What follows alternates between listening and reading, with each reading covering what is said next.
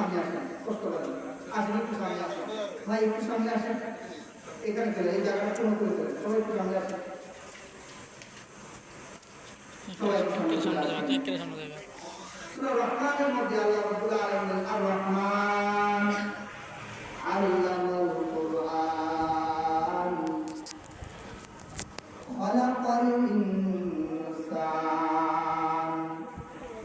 আল্লাহ পাক প্রথমে বললেন আর রহমান, রহমান আল্লামাল কুরআন, যিনি শিখিয়েছেন কোরআন, খালাকাল ইনসান, বানিয়েছেন মানুষ।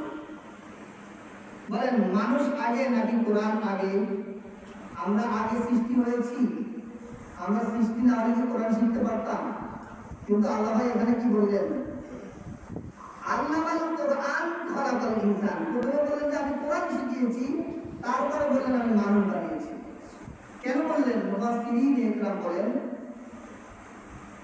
এটা বলার উদ্দেশ্য হচ্ছে যারা কোরআনে কারীমের শিক্ষা লাভ করবে, কোরআনে কারীমের শিক্ষা অর্জন করবে, দ্বীনি শিক্ষা অর্জন করবে, তারাই প্রকৃতপক্ষে মানুষ হিসাবে গণ্য হবে। সুবহানাল্লাহ। আমরা প্রকৃত মানুষ হতে চাই কি চাই না বলেন? এখন কতটুকু শিক্ষা অর্জন করলে পরে প্রকৃত মানব হওয়া যাবে, মানুষ হওয়া যাবে, সেই সম্পর্কে সূরাতুত তাওবার 122 নম্বর আয়াত আমি আপনাদের সামনে তেলাওয়াত করেছি। রাসূলুল্লাহ সাল্লাল্লাহু আলাইহি ওয়াসাল্লামের অসংখ্য হাদিসে মুবারাকাত থেকে মিশকাত শরীফের 218 নম্বর হাদিস আমি তেলাওয়াত করেছি। আল্লাহ তাআলা বলেন ফালাউলা নাফারা মিন কুল্লি ফিরকাতিন মিনহুম তাইফাতুন ইয়াতাফাক্কাহু ফিদ-দীন ওয়া লিয়ুনযিরু কওমাহুম ইযা রাজা'ু লা'আল্লাহুম ইয়াহযারুন।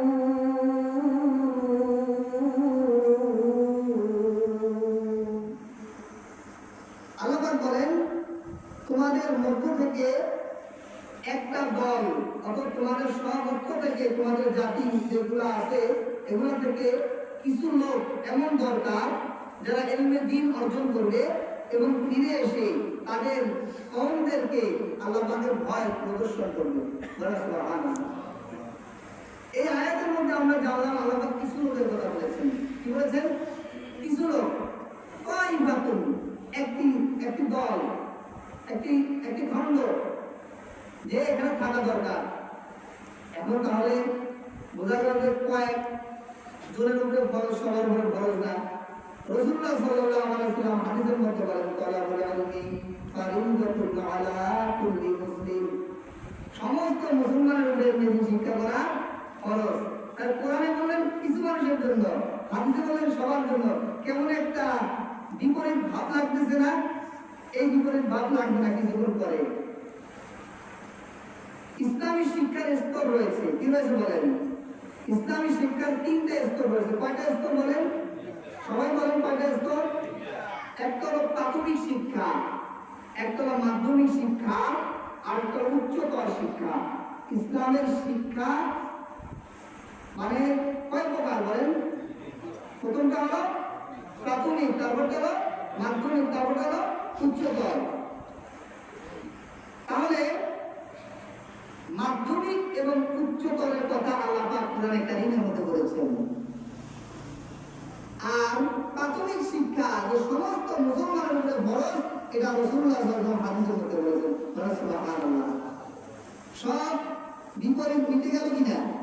তাহলে আল্লাহ বলেছেন কিছু সম্পর্ক, এরা কারা? যারা হাফেজ হবে, আলেম হবে, মুফতি হবে, মুহাদ্দিস হবে, শাইখুল হাদিস হবে, তারা মাধ্যমিক এবং উচ্চতর ডিগ্রি। এর হলো 2 প্রকার শিক্ষা। আর প্রাথমিক শিক্ষা যেটা বলা হয়, একটা মানুষ নামাজ পড়ার জন্য যতটুকু ইলমের দরকার রয়েছে, 5 ওয়াক্ত নামাজ পড়ার জন্য মাসআলা আছে না নাই? জোরে বলেন আছে না নাই? 5 ওয়াক্ত নামাজ পড়ার জন্য যে মাসআলাগুলো দরকার রয়েছে, সেই মাসআলাগুলো পরিপূর্ণভাবে জানতে হবে। নামাজের নিয়ম পরিপূর্ণভাবে জানতে হবে। নামাজের ভিতরে কি করতে হয় এটা জানতে হবে। মুসলমানি জিন্দেগি যাপন করতে সকাল থেকে সন্ধ্যা, সন্ধ্যা থেকে সকাল, এই পর্যন্ত মুসলমানি জিন্দেগি যাপন করতে হলে যতটুকু ইলম সমস্ত মুসলমানের জন্য শিক্ষা করা ফরজ। সুবহানাল্লাহ। এই প্রাথমিক শিক্ষার কথা আল্লাহ রাসূল হাদিসের মধ্যে বলেছেন। আর আল্লাহ রাব্বুল আলামিন মাধ্যমিক এবং উচ্চতর শিক্ষার কথা কোরআনে কারীমের সূরা তাওবা 122 নম্বর আয়াতের মধ্যে বলেছেন যে তোমরা আলেম হবে, হাফেজ হবে, কারি হবে, মুফতি হবে, তোমরা এটা অর্জন করবে। আর প্রাথমিক শিক্ষার কথা আল্লাহ রাসূল হাদিসের মধ্যে বলেছেন। তাহলে বলেন প্রাথমিক শিক্ষা সর্বপ্রথম করা অর্জন করা ফরজ কিনা? বলেন ফরজ কিনা? যদি আমরা এখন আমি যদি এখানে প্রশ্ন করি নামাজের মাসালার ব্যাপারে, অধিকাংশ লোক পাস করবে না ফেল করবে? ধরে বলে না পাস করবে না ফেল করবে? তাহলে বোঝা যায় যে ফরজিয়াত যেটা ছিল সবার করে, সে ফরজিয়াত আমরা আদায় করতেছি না। আর এই ফরজিয়াত আদায় না করলে আল্লাহর কাছে পাকড়াও আসে না নাই? ধরা আসে না নাই? আসে। এটা করতে হবে। বলতে আমার বয়স হয়ে গেছে, আপনি দুনিয়ার সব কিছু বুঝতেছেন, সব করতেছেন, কিন্তু আপনি মুসলিম, আপনার মূল কার্যটা আপনি সম্পাদন করতেছেন না। সেটা আপনি মুসলমান হিসাবে থাকার জন্য মুসলমান এবং কাফের মধ্যে পার্থক্য কি? ধরে বলেন নামাজ। নামাজ নামাজ পড়া যেরকম ফরজ, নামাজ শিক্ষা করা তেমন ফরজ। তো আমাদের বুঝে আসলো যে প্রাথমিক স্তর, মাধ্যমিক স্তর, উচ্চ স্তর কাকে বলা হয়েছে। আল্লাহ পাক বুখারী শরীফের 71 নম্বর, আল্লাহ রাসূল বুখারী শরীফের 71 নম্বর হাদিসের মধ্যে বলেন মাইয়ুরিদিল্লাহু বিহি ফায়ুফাক্কিহু ফিদ্দীন। আল্লাহ পাক যার ভালাই চান, মঙ্গল চান, তাকে দ্বীনের সম্মত, দ্বীনের বুঝ দান করেন। সুবহানাল্লাহ। আজকে দ্বীনের বুঝ দান করেছেন বিধায় এখানে বসতে পেরেছি। ঠিক না বলেন? অনেক মানুষ আল্লাহ পাক তৌফিক দান করে, আল্লাহ পাক তাদেরকে তৌফিক দান করবেন। আমিন। আমরা তাদেরকে ভালোবাসি, মহব্বত করে দিয়েছি, আল্লাহ তাদেরকে আমাদের সাথে জুড়িয়ে দেবেন। আমিন। বুখারী শরীফের 5027 নম্বর হাদিস, আল্লাহ রাসূল বলেন ক্বালা রাসূলুল্লাহ সাল্লাল্লাহু আলাইহি ওয়াসাল্লাম খায়রুকুম মান তাআল্লামাল কুরআনা ওয়া আল্লামা। আল্লাহ রাসূল বলেন তোমাদের মধ্যে সর্বোত্তম ওই ব্যক্তি যে কোরআন শিখে এবং শেখায়। বলুন না সুবহানাল্লাহ। আরে যারা কোরআন শিখে অথবা শেখায় উভয় জনে কি সর্বোত্তম ব্যক্তি। খায়রুন বলা হয়েছে, ইসমে তাফজিলে সিগা বলা হয়েছে, মানে অনেক উত্তম, অনেক উত্তম। আমরা এই উত্তম মানুষ হতে চাই কি চাই না? বলেন চাই। আল্লাহ পাক আমাদের উত্তম মানুষ হওয়ার তৌফিক দান করেন। কোরআনে কারীমের এই মজমার মধ্যে আমাদের বসার তৌফিক দান করেন। আমিন। আল্লাহ পাক বলেন আল্লাহ পাকের কোন শরীক আছে? আসতে বলা হবে না। আল্লাহর কোন শরীক আছে? ছেলে মেয়ে আছে? আল্লাহর বাপ মা আছে? কেউ নাই। কিন্তু দেখেন আল্লাহ পাক যারা কোরআন ওয়ালা তাদেরকে কি বলেছেন? ক্বালা রাসূলুল্লাহ সাল্লাল্লাহু আলাইহি ওয়াসাল্লাম হুম আহলুল কুরআনি আহলুল্লাহ ওয়া খাসাতুহু। ইবনে মাজাহ 215 নম্বর হাদিস। সবাই আমার আলোচনা দিকে খেয়াল করে ভাই, বাইরে আলোচনা না করি। তো এখানে আমরা বলছেন যে যারা কোরআনের আহাল, কোরআন শিখে, তারা আল্লাহর পরিবার করতে পারে। সুবহানাল্লাহ। আল্লাহর কাছে বললে আল্লাহ আপনার তো কোনো শরীক নেই, আপনি পরিবার মুক্তের অর্থ তো অর্থ বলতে যে যারা কোরআন ওয়ালা তারাই আমার পরিবার করতে পারে। সুবহানাল্লাহ। হুম আহলুল কুরআন আহলুল্লাহ ওয়া খাসাতুহু। খাস করে তারা যারা কোরআন শিক্ষা করে। আল্লাহ আমাদের তৌফিক দান করেন। আমিন। এরপরে কোরআন কারীম তেলাওয়াত করে সওয়াব কি হবে? ক্বালা রাসূলুল্লাহ সাল্লাল্লাহু আলাইহি ওয়াসাল্লাম মান ক্বারা হারফান মিন কিতাবিল্লাহি ফালাহু বিহি হাসানা ওয়াল হাসানাতু বিআশরি আমসালিহা। কোরআন শরীফ তেলাওয়াত করে শান্তি লাগে কিনা? বলেন না শান্তি লাগে কিনা? হাদিসের মধ্যে আছে মানুষের অন্তরের মধ্যে মরিচা পড়ে, যেমন লোহার মধ্যে মরিচা পড়ে। লোহার মরিচা দূর করার জন্য যেমন লেদ ব্যবহার করা হয়, সিরিজ কাগজ ব্যবহার করা হয়, মানুষের অন্তরের মধ্যে এরকম মরিচা পড়ে। এই মরিচা দূর করার 1 নম্বর উপায় হচ্ছে কোরআনে কারীমের তেলাওয়াত। সুবহানাল্লাহ। তাহলে এই কোরআনে কারীমের তেলাওয়াত করলে অন্তরের মরিচা দূর করে দিবেন কে? আল্লাহ। কোরআনে কারীম তেলাওয়াত করার দরকার আছে নি ভাই? আছে। আমরা পারি না, আল্লাহ আমাদের শিখার তৌফিক দান করেন। আমিন বলি। আমিন। এই যে হাদিস বললাম যে আল্লাহর কিতাবের একটি হরফ যে পড়বে তাকে একটি নেকি দান করা হবে, আর একটি নেকি 10টি নেকি সমতুল্য সওয়াব আল্লাহ দান করবেন। সুবহানাল্লাহ। একটি নেকি বলে তাহলে 10টি নেকি লাভ হবে। আল্লাহ তাও ঠিক দান করেন। আমিন। দুনিয়ার এই জিন্দেগি একদিন শেষ হয়ে যাবে, খেলাধুলা সব শেষ হয়ে যাবে, কিন্তু কোরআনে কারিম আমার সাথে থেকে যাবে। রাজিনা কিসমাতাল জাব্বারে ফিনা লানা ইলমুন ওয়ালিল আতাই মালু ফাইনাল মালা ইয়াবনাম করিমিন ওয়া ইন্নাল ইলমা ইয়াবকা লা ইয়াজালু। হযরত আলী কাররামা ওয়াজহা রাদিয়াল্লাহু তাআলা আনহু ডাক দিয়ে বলেন, আল্লাহর বন্ধনটা আমাদের কাছে খুব ভালো লেগেছে। আল্লাহ পাক মুসলমানদেরকে কোরআন দান করেছেন, মুসলমানদেরকে ইলম দান করেছেন, আর কাফের ফাসিক মুশরিকদেরকে আল্লাহ পাক মাল দান করেছেন। সুবহানাল্লাহ। মাইন্নাল মালা ইয়াবনান করিমিন। আজকে আপনি যখন মারা যাবেন, কোটি টাকার সম্পদ হলো নিয়ে যেতে পারবেন কি ভাই? জোরে বলেন না, নিয়ে যেতে পারবেন কি? আজকে যে ইফতারি করে করে, প্রতিনিধি করে করে আল্লাহর রাস্তায় দান করতেছেন না, সামাজিক কাজে দিতেছেন না, আপনি যখন মারা যাবেন বলেন তো কাপড়ের কোনো পকেট আসেনি? বলেন কাপড়ের কোনো পকেট আসেনি? বলেন কিছু নিয়ে যেতে পারবেন না, মানে মাল অতি সত্তর ধ্বংস হয়ে যাবে, কিন্তু কোরআন এবং ইলম এবং নামাজ এই কবরের পর থেকে এর সওয়াব এর সুবিধা আপনি ভোগ করতে পারবেন। সুবহানাল্লাহ। তাহলে কত সুন্দর বন্ধন আলী রাদিয়াল্লাহু তাআলা আনহু বলতেছেন। আল্লাহ রাসূল সাল্লাল্লাহু আলাইহি ওয়াসাল্লাম মুসলিমের 252 নম্বর হাদিসে আল্লাহ রাসূল বলেন, ইকরাউল কুরআনা ফাইন্নাহু ইয়াতি ইয়াউমাল কিয়ামাতি শাফিআন লিআসহাবি। বলে তোমরা কোরআনে কারীম তেলাওয়াত করো, কেননা কোরআনে কারীম কিয়ামতের ময়দানে তোমাদের জন্য আল্লাহর কাছে সুপারিশ করবে। বলুন সুবহানাল্লাহ। কোরআনে কারীমের সুপারিশ কেমন হবে? দুনিয়ার কাউকে হয়তো কিছু কিছু মানুষ হয়তো সুপারিশ করার অনুমতি দেওয়া হবে না, আমার সবার সুপারিশ কবুল করা হবে না, কিন্তু কোরআনে কারীম এমন একটি কালাম, কোরআনে কারীম এমন একটি আল্লাহর বাণী, যারা দুনিয়াতে কোরআন তেলাওয়াত করেছে, কোরআনের উপর আমল করেছে, কিয়ামতের কঠিন ময়দানে আল্লাহ রাব্বুল আলামিনের কাছে কোরআন দরখাস্ত করবে, সামাদ করবে, আল্লাহ আমার সাথে দুনিয়াতে আমাকে ভুলে নাই, আমাকে চুমা দিয়েছে, আমাকে তেলাওয়াত করেছে, আয় আল্লাহ তার ব্যাপারে আমার সুপারিশ কবুল করেন, তাকে জান্নাত দিয়ে দেন। সুবহানাল্লাহ। আমি কোরআনে কারীম যদি আমাদের সুপারিশকারী বানাইতে পারি, এর থেকে আর সুপারিশের বড় সুপারিশের দরকার আছে? কোরআনে কারীম তো আমার সুপারিশকারী হয়ে যাবে, রাসূল আমার সুপারিশ করবে। সুবহানাল্লাহ। এই দুইটা সুপারিশ হলে তো যথেষ্ট হয়ে যাবে ইনশাআল্লাহ। আল্লাহ। হাদিস ইবনে মাজাহ 124 নম্বর হাদিস। দেখেন এই হাদিসের মধ্যে কি বলেন একটু খেয়াল করেন। আজকে মুসলমানদের দিল পাথরের মতো শক্ত হয়ে গেছে। আল্লাহ পাক ডাক দিয়ে বলেন, আলাম ইয়ানি লিল্লাযিনা আমানু আন তাখশা কুলুবুহুম লিযিকরিল্লাহ। এখনো কি সময় আসে নাই?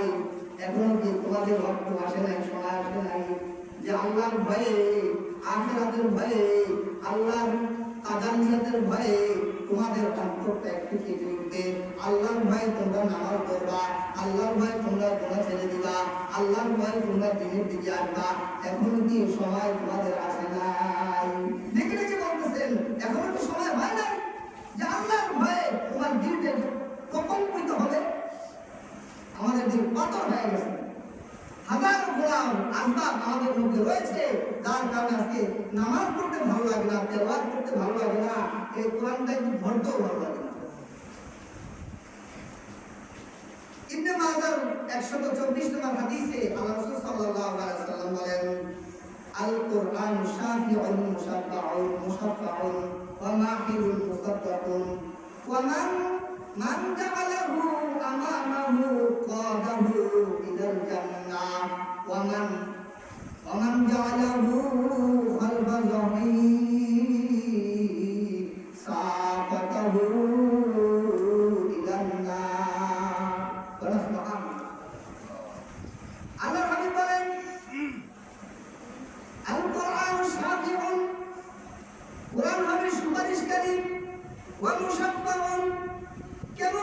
সুপারিশকারী আল্লাহর কাছে কোরআন দরখাস্ত করতে থাকবে আর বলতে থাকবে, মালিক এই বান্দা রাত্রে ঘুমায় নাই, মালিক ও মালিক তেলাওয়াত ভালো করে পারতো না কিন্তু চেষ্টা করেছে, মালিক মালিক ওই তোমার কালামকে আমার তোমার কালামকে চুমা দিত,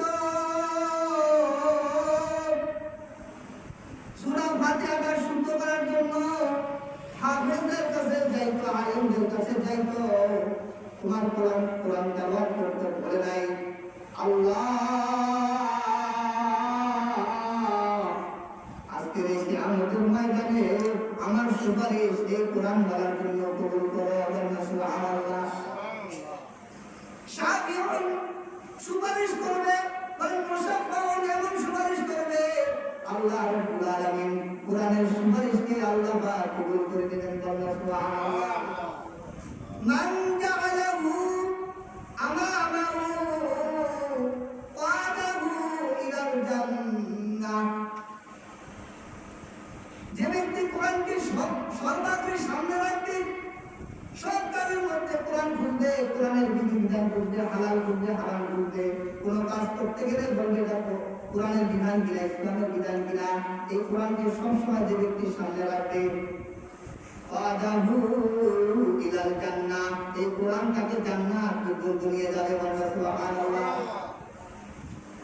ওয়া মান জাআলাহু খালফা যাহরিহি সাকাতাহু ইলান নার, আর যে ব্যক্তি কোরআনকে সবসময় পিছে রাখবে, আরে বাদ দে এটা হুজুরদের কাজ, আরে যান আপনার অন্য কাজ করেন, কোরআনের কথা বলিয়েন না, কোরআনের আলোচনা শুনতে রাজি না, কোরআনকে সর্বাগ্রে সামনে রাখতে রাজি না, কোরআনকে যারা দুনিয়ার জমিনে অবজ্ঞা করে চলবে, আল্লাহ রাসূল সাল্লাল্লাহু আলাইহি ওয়াসাল্লাম বলেন, মান জাআলাহু খালফা যাহরিহি, যারা দুনিয়াতে কোরআনকে পিছে রাখবে, কোরআনকে অবজ্ঞা করবে, সাকাতাহু ইলান নার, তাদেরকে কোরআন জাহান্নামে পৌঁছে যাবে। তাহলে কোরআনের সাথে হওয়ার দরকার আছে না নাই? আছে না নাই? তো যদি থাকে তাহলে কোরআন শিখতে হবে, কোরআন পারি না এমন কোনো কথা নাই। আপনি সব পারতেছেন, আপনি জমি কিনবেন, জমির কাগজ বুঝেন না, আপনি আমিনের কাছে যাচ্ছেন না, কাগজটা নির্ভেজাল আছে কিনা, আপনার নির্ভেজাল না থাকে, এটাকে নির্ভেজাল করার জন্য আপনার পায়ের জুতা ভয় হয়ে যাচ্ছে, কিন্তু আপনার নামাজ শুদ্ধ হচ্ছে না, আপনি কয়বার আপনার জুতা ভয় করেছেন, কয়জন আলেমের কাছে গিয়েছেন, যাই নাই বললেই যাই নাই। এই জন্য ভাইরা আমার, আমি যে আলোচনাগুলো করলাম, কোরআন শিক্ষা অনেক গুরুত্বপূর্ণ ভাই, শরম লজ্জা সব জলাঞ্জলি দিয়ে একমাত্র আল্লাহ সন্তুষ্টির জন্য কোরআন শিখতে বসে যান, রহমত দান করবে কে? একটা ব্যক্তি যখন গাড়ি থেকে যাচ্ছেন, যুবক বয়স, মেয়ের বাবা, ছেলের বাবা অথবা যুবক, যার কাজ ছিল রাস্তায় দৌড়াদৌড়ি করা, খেলার ময়দানে, সে যখন কোরআনের তালিমে এসে বসে যাবে, আল্লাহ রাব্বুল আলামিন ফেরেশতার কাছে ডাক দিয়ে বলবে, ফেরেশতারা তেতুইয়া যাবে মসজিদের মধ্যে কিছু লোক দেখা যায় ঈশার নামাজের পরে বসে গিয়েছে, ও ফেরেশতারা কি উদ্দেশ্যে বসে গিয়েছে, এখানে কি খানা দানা দিবে নাকি? আল্লাহ জানেন না, তারপরে জিজ্ঞেস করে কেন? এটা বুঝানো যেটা আল্লাহ একটা সিস্টেম, একটা নিয়ম, সাক্ষীর জন্য ফেরেশতারা মাঝেও মানুষ করিয়ে। তো যখন বসে যায় বলে ফেরেশতারা দুনিয়ার কোন লোকের জন্য বসতে নাকি? বলে না, বলে আল্লাহ লজ্জা শরমকে জলাঞ্জলি দিয়ে সব কিছুকে বিসর্জন দিয়ে ছাত্রের মতো কেমন ভিক্ষুকের মতো বসে গেছে, আল্লাহ নুরানি বাচ্চাদের মতো কিভাবে বসে গেছে কোরআন শেখার জন্য। আল্লাহ বলেন ফেরেশতারা দেখ, এই ব্যক্তি যখন আমার রহমতের দিকে অগ্রসর হয়েছে, তোরা সাক্ষী থেকে যা, আমি এই বান্দাগুলোর জীবনের সব গুনাহগুলোকে আমি আল্লাহ মাফ করে দিলাম এবং তার নামটা আমি জান্নাতের খাতার মধ্যে আমি রেখে দিলাম। সুবহানাল্লাহ। তো ইনশাআল্লাহ এই কোরআনের মজলিসে বসার চেষ্টা করলে ইনশাআল্লাহ, তো চেষ্টা করতে হলে যে কোনো জিনিসের একটা শৃঙ্খলা থাকার দরকার আছে না নাই বলেন?